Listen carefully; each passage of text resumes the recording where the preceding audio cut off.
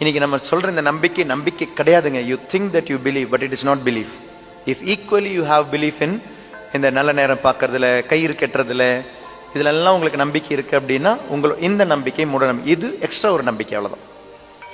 கயிறை நம்புறேன், நேரங்களை நம்புறேன், கிழமைகளை நம்புறேன், ஜாதகங்களை நம்புறேன், ஜோசியத்தை நம்புறேன், ராசியை நம்புறேன், சகுனங்களை நம்புறேன், எல்லா மூட நம்பிக்கைகளோடு சேர்த்து இதுவும் ஒரு நம்பிக்கை, அடிஷனல் நம்பிக்கை. இட் இஸ் நாட் ஒன்லி நம்பிக்கை, ஒரே ஒரு நம்பிக்கை அல்ல.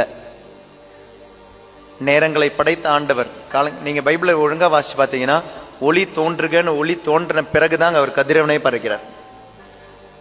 ஒளி தோன்றுகன்னு 3வது வசனத்திலே வந்துடும். கதிரவனை படைக்கிறது 10வது வசனத்துல தான் படைக்கிறது. அப்ப கதிரவனிலிருந்து அல்ல ஒளி. கதிரவனை படைத்தது ஆண்டவர் தான் 1வது அதிகாரம். இன்னைக்கு அப்ப சூரியனை வணங்குறீங்களா? உங்களுடைய நட்சத்திரங்களை வணங்குறீங்களா? இல்லையா? ஜாதகம் எழுதுறது எல்லாமே அதானே, நட்சத்திரங்கள். அமாவாசையெல்லாம் நம்புறதுன்னா அதனுடைய அர்த்தம் அதானே. நிலாவை நம்புறோம், நிலவை நம்புகிறோம்.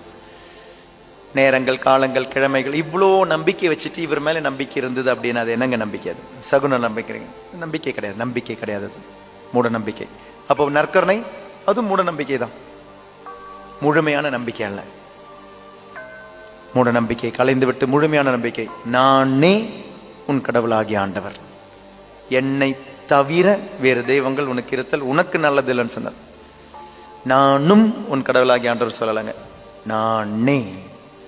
I am, I also சொல்லல, I am.